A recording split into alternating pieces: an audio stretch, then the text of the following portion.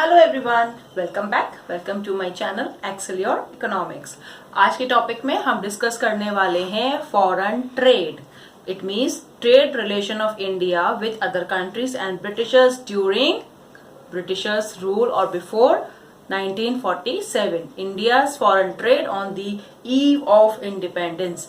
तो ये जो सेक्शन है इसमें जो हम आज 12th के लिए लेकर आए हैं, इडियट सेक्शन में हमने इंडस्ट्रियल डिस्कस कर लिया, एग्रीकल्चर डिस्कस कर लिया। Now we are moving to T. T means trade. Trade क्या? Foreign trade. क्योंकि जो ट्रेड हमारा दूसरी कंट्री के साथ उस टाइम था उसी को हम यहाँ पर कंटिन्यू बता रहे हैं, समझा रहे हैं कि उस टाइम का ट्रेड जो हमारा दूसरी कंट्रीज के साथ था, जिसको हम फॉरेन ट्रेड का नाम देते हैं, because we know when we have import export relationship with other country, it is called foreign trade. So today we'll discuss the concept of foreign trade and what was happened during British rule in terms of foreign trade in India. So before we start, those who are new on my channel, just subscribe my channel and also click on bell icon so that you can get time to time notification, and also do like, share and subscribe my channel. So here we'll begin. Our first topic in this concern is we are going to discuss India has been an important trading nation since ancient time. We know आज भी trade की बात करें तो foreign countries हमारी country के साथ trade करना चाहते हैं, वो हमारी कंट्री के साथ डील करना चाहते हैं। क्यों? क्योंकि इंडिया में लेबर आसानी से मिलती है, अनएम्प्लॉयमेंट बहुत है, इंडिया में इंफ्रास्ट्रक्चर है, इंडिया में रिसोर्सेज हैं, इसलिए फॉरेन कंट्री हमारी कंट्री के साथ ट्रेड करना चाहती है और उसके थ्रू प्रॉफिट गेन करना चाहती है। तो ये आज की कहानी नहीं है, फॉरेन ट्रेड हमारी कंट्री में पहले भी था। लाइक हमने हैंडीक्राफ्ट इंडस्ट्री के बारे में सीखा था, समझा था। तो क्या था handicraft industry? World wide famous थी। तो वर्ल्ड वाइड फेमस हुई कैसे? कि हमारे ट्रेड रिलेशन थे दूसरी कंट्रीज के साथ, जो वर्ल्ड वाइड इतने ज्यादा हमारे गुड्स डिमांड में थे, जिसकी वजह से हमारे एक्सपोर्ट बहुत ज्यादा थे और इम्पोर्ट बहुत कम ही थे। उस वजह से हमारे पास बहुत ज्यादा एक्सपोर्ट सरप्लस था, हमारे पास बेनिफिट्स थे। बट जब ब्रिटिशर्स हमारी कंट्री में आए for the seeking of their own business, for development there home country, उन्होंने हमारे ट्रेड को अपने फेवर में कर दिया। पूरा वॉल्यूम ऑफ ट्रेड अपने दिशा में ले गए, अपने फेवर में, अपनी कंट्री की ग्रोथ एंड डेवलपमेंट के लिए उन्होंने टर्न कर दिया। तो ये फॉरेन ट्रेड कैसा रहा, किस डायरेक्शन में रहा, आज भी हम करते हैं, लेकिन उस टाइम में, यानी हम कितने जमाने से फॉरेन ट्रेड करते आ रहे हैं, बट उस टाइम का फॉरेन ट्रेड हमारे लिए फायदेमंद नहीं था। Colonial and dependent economy trade reflects through. अब हम समझने जा रहे हैं कि जो कॉलोनियल कंट्री यानी कॉलोनियल इंडिया जो थी, जो ब्रिटिशर्स रूल्ड कंट्री थी, हमारी डिपेंडेंट इकोनॉमी थी, हम डिपेंडेंट थे ब्रिटिशर्स की मेहरबानियों पर, उनके काम पर। तो जो डिपेंडेंट और कॉलोनियल इकोनॉमी थी उसका ट्रेड रिफ्लेक्ट यानी ट्रेड रिलेशन कैसा था, वो हम इन 4 पैरामीटर में देखेंगे। इस तरह से ट्रेड रिलेशन था हमारी कंट्री का। Trade, foreign trade at that time हमारी कंट्री में था। तो इसमें पहला कंपोजिशन, यानी ट्रेड किस तरह से कंपोज था, क्या क्या होता था, क्या क्या गुड्स होती थी, कौन सी गुड जाती थी, क्या आती थी, import export. Trade, foreign trade मतलब इम्पोर्ट और export. With in the country is trade, with other countries is foreign trade, right? So with foreign countries there was a trade in which the composition was belonging to the twofold motive of Britishers. Like I told you earlier, what was the twofold motive? Making India as a major supplier of raw material for the industries in Britain and the market, sprawling market for the finished goods which are produced in Britain. तो दो motive तो जो थे उनको fulfil करने के लिए Britishers ने कंपोजिशन ऑफ ट्रेड अपने फेवर में रखा। तो वो क्या था? पहला, exporter of raw material like cotton, sugar, jute, indigo, ये चारों जो प्रोडक्ट थे, इन सब की रॉ मटेरियल वो अपनी कंट्री, होम कंट्री ले गए as a raw material, so that they can get raw material for their goods which to be produced in home country of Britain. Britain की इंडस्ट्रीज में जो प्रोडक्शन हो रहा था उनका रॉ मटेरियल वो कहां से ले गए? इंडिया से, वो ये सारे थे। फिर traded as raw material for Britain industry, तो ये सारी चीजें traded as raw material for Britain industry, Britain की इंडस्ट्रीज के लिए सारी चीजें as a raw material trade हुई। फिर क्या है? An importer of finish goods like cotton silk, woollen clothes and capital goods produced in Britain. Britain में जो गुड्स हमारे ही रॉ मटेरियल से प्रोड्यूस हुई, उनको फाइनल फॉर्म में कन्वर्ट करके हमारी ही कंट्री में वापस भेज दिया to make our country sprawling market for Britishers good. तो goods which are produce in home country of Britishers, उनको वो हमारे यहाँ ले आए कैसे, कॉटन, सिल्क और वुलन क्लोथ्स के फॉर्म में, और कुछ कैपिटल गुड्स के फॉर्म में, यानी कि मशीनरी एंड टूल्स के फॉर्म में। Second, direction.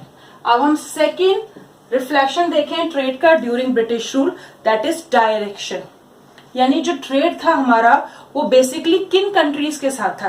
ये तो कंपोजिशन में इंपोर्ट और एक्सपोर्ट, तो इंपोर्ट एक्सपोर्ट समझ लिया हमने कि कंपोज क्या थे, कौन कौन सी गुड्स थी एज अ रॉ मटेरियल, कौन कौन सी गुड्स थी एज अ इंपोर्ट गुड्स। ठीक, अब ये ट्रेड का डायरेक्शन कहाँ था, किन लोगों के साथ थे, कौन हमारे ट्रेडिंग पार्टनर्स थे, किस तरह से ब्रिटिशर्स ने जो हमारे ट्रेडिंग पार्टनर्स थे उनके साथ हमारी ट्रेडिंग को मिनिमाइज कर दिया और अपने फेवर में डायरेक्शन को मोड़ दिया। तो सारा जो ट्रेड था हमारी कंट्री का वो ब्रिटिशर्स के फेवर में मुड़ गया। कैसे मुड़ा, उनकी वही 2 पॉलिसीज के कारण, इंडिया को एक्सपोर्टर बनाना, फिनिश गुड का मार्केट बनाना, जिसके लिए उन्होंने ट्रेडिंग अपने फेवर में कर ली और बाकी कंट्री के साथ import duty, terms of trade unfavourable कर दी। वो हम थर्ड पॉइंट में डिस्कस करते हैं। तो here direction, monopoly control over India's foreign trade, Britishers का पूरा कंट्रोल था। मोनोपोली मींस एकाधिकार, सिंगल कंट्रोल। आपने लेवल में पढ़ा होगा मोनोपोली मार्केट, उसमें क्या होता है, जब इंपोर्ट और एक्सपोर्ट यानी सेलिंग और परचेजिंग सब कुछ एक आदमी के हाथ में होती है, एक पर्सन, एक इंस्टीट्यूट, एक इंडस्ट्री के हाथ में होती है, उसको हम बोलते हैं मोनोपोली। तो इसी तरह ब्रिटिशर्स की मोनोपोली थी किस पर, इंडिया के फॉरेन ट्रेड पर। यानी इंडिया किसके साथ फॉरेन ट्रेड करेगी, किसके साथ नहीं करेगी, that all was decided by Britishers. More than 50% trade, अब सोचो आधे से ज्यादा ट्रेड तो हमारा ब्रिटिशर्स के साथ था। तो इंडिया को अनफेवरेबल बना दिया विद अदर कंट्रीज और फेवरेबल बना दिया ब्रिटेन की कंट्री के साथ। यानी ब्रिटिशर्स ने अपनी होम कंट्री के साथ इंडियन ट्रेड को फेवरेबल कर दिया by putting their own policies, by putting their monopoly control, और बाकी कंट्रीज के साथ अनफेवरेबल कर दिया। इसलिए मोर देन 50%, 50% से भी ज्यादा ट्रेड, यानी ज्यादा एक्सपोर्ट इंपोर्ट, लाइक यहाँ पे दिखाई दिए हमें कितने सब तरह की गुड्स एंड सर्विसेज हमारी इंपोर्ट एक्सपोर्ट हो रही थी, कहाँ, ओनली ब्रिटेन से। ठीक है, after opening of Swiss canal in 1869, तो ये क्वेश्चन बन सकता है बोर्ड में, when was Swiss canal introduced by Britishers in for the trade relationship in India and Britain, between India and Britain. तो याद रखना कब स्विस कैनाल इंट्रोड्यूस हुई, 1869 में। अब ये क्यों इंट्रोड्यूस करी गई, देखो अभी यहाँ पे साइड में पिक्चर आ रही होगी, क्लिक हो रही होगी, आप इस पिक्चर में देख रहा, जो स्विस कैनाल आपको दिखाई दे रही है उस पर फोकस करना। इंडिया से ट्रेडिंग होकर के इस तरह से घूमती हुई जा रही थी, अफ्रीका से होते हुए नीचे, बिलो अफ्रीका से होते हुए तब इंग्लैंड पहुंच रहे थे पहले। लेकिन जैसे ही स्विस कैनाल इंट्रोड्यूस किया गया, ब्रिटिशर्स ने जानबूझ के इंट्रोड्यूस किया, जिससे क्या हो गया, उनकी ट्रांसपोर्टेशन टाइम बच गया, कॉस्ट बच गई, और रॉ मटेरियल के इंपोर्ट और एक्सपोर्ट और फिनिश गुड के इंपोर्ट में उनको फायदा हो गया। यानी एक शॉर्टकट मिल गया, हम क्या कह सकते हैं, शॉर्टकट। क्योंकि पहले जो अफ्रीका से रूट होकर के इंग्लैंड जाता था वो लॉन्ग रूट था, जिसकी वजह से टाइम भी लगता था और उनकी कॉस्ट ऑफ ट्रांसपोर्टेशन भी ज्यादा थी।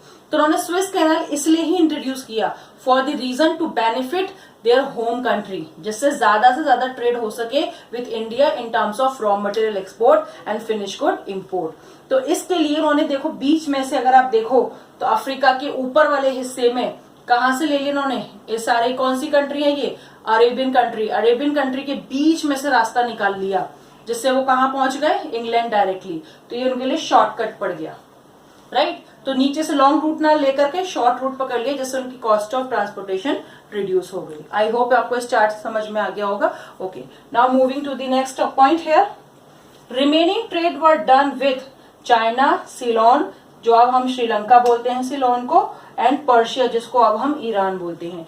तो जो मोर देन 50%, अगर मैं एक रेशो मान लू 70% भी अगर ब्रिटेन के साथ था, तो 30% ट्रेड ही सिर्फ किसके साथ था, चाइना के साथ, श्रीलंका के साथ और ईरान के साथ। चाइना के साथ ट्रेड तब भी था और आज भी है, बट आज की ट्रेडिंग को हमें थोड़ा कंट्रोल करना है, because we know the today जो इशू चल रहा है हमारी कंट्री से रिलेटेड टू चाइना, उसमें हमें चाइनीज प्रोडक्ट को थोड़ा सा कंट्रोल करना है फॉर दी यूजेस। यानी हमें चाइनीज प्रोडक्ट की डिमांड कम करनी है, एक संकल्प लेना है कि चाइनीज प्रोडक्ट को इंडिया से हटाना है।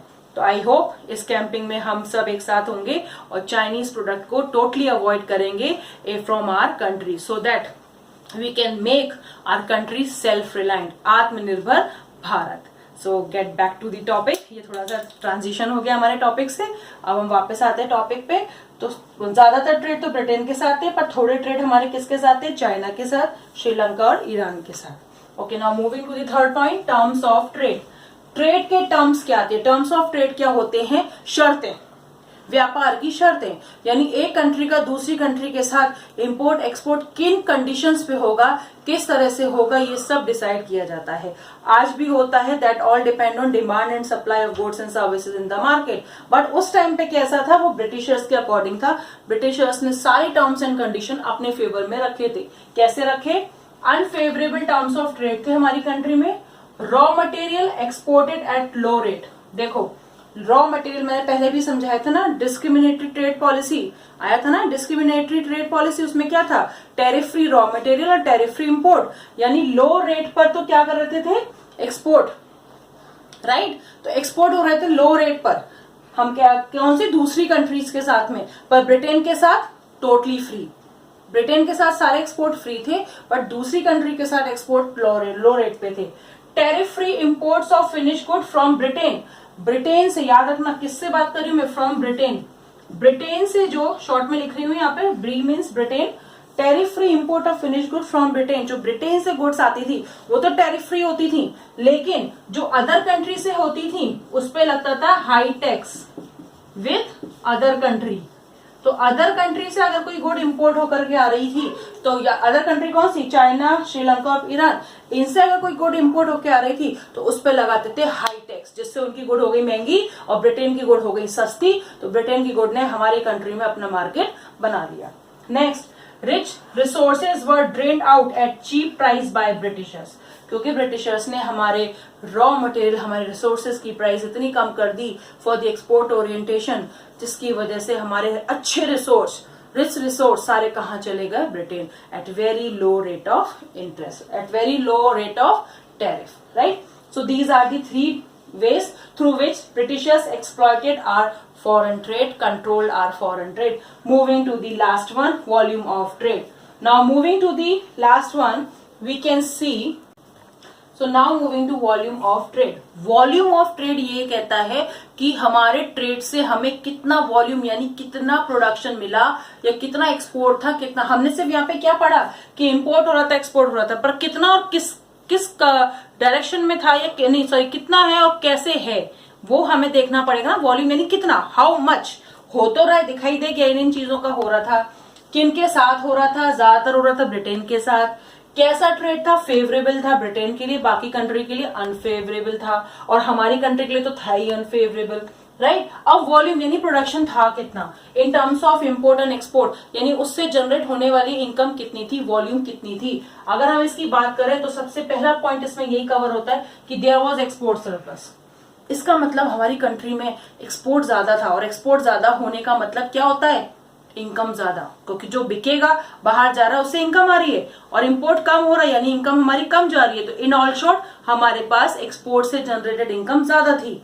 बट फिर भी हम क्यों गरीब रह गए आफ्टर इंडिपेंडेंस? क्योंकि वो सारा पैसा ब्रिटेन लूट के ले गया, ब्रिटेन ने यूज कर लिया अपने खुद के कंसर्न के लिए।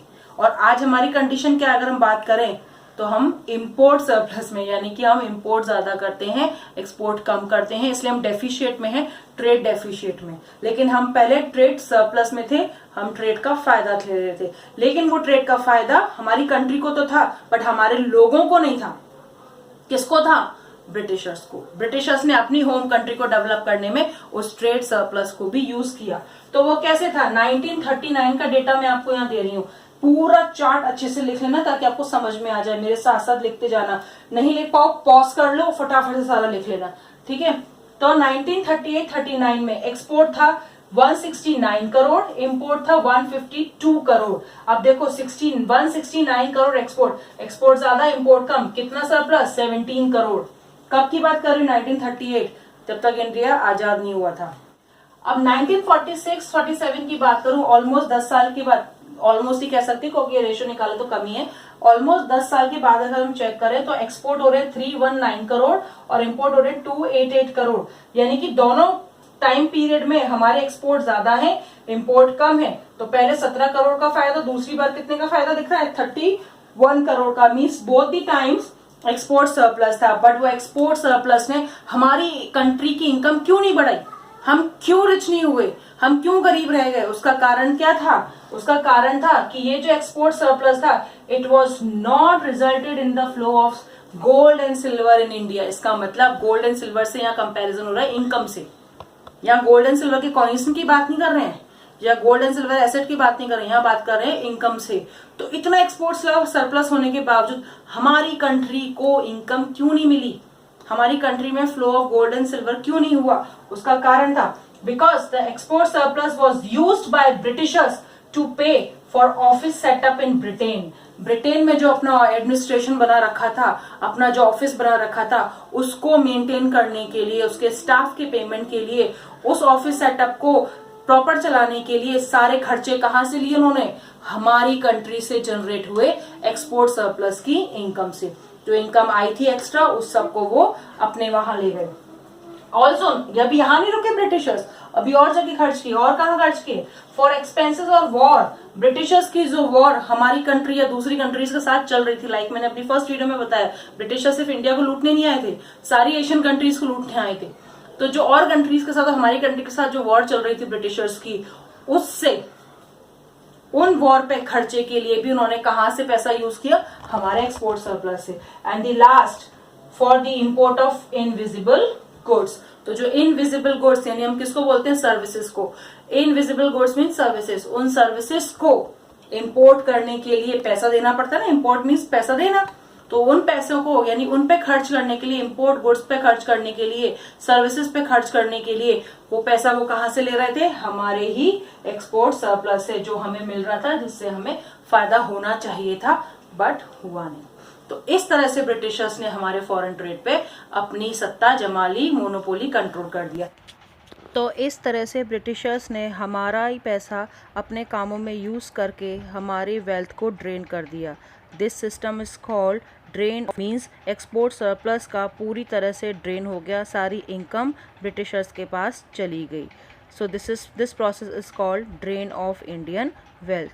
तो इस तरह से इन 4 कैटेगरी में foreign trade on the eve of independence को हम डिस्क्राइब कर सकते हैं इजीली। सो इस तरह से आप इसको पूरा लिख सकते हैं। आप फटाफट से कॉपी कर लीजिए, पॉज कर लीजिए, आपको बेटर समझ में आ जाएगा। Alright, so here we have done for today session. आज हमने पढ़ा फॉरेन ट्रेड। अब हमारे ईडियोट में क्या रह गया है? Demographic indicator, occupation structure and infrastructure. Then this chapter will be covered. और इस चैप्टर के पूरा होने के बाद मैं इससे रिलेटेड एमसीक्यू स्पेस यानी 1 मार्क क्वेश्चन आपके साथ सॉल्व करूंगी। Right here, till then bye bye.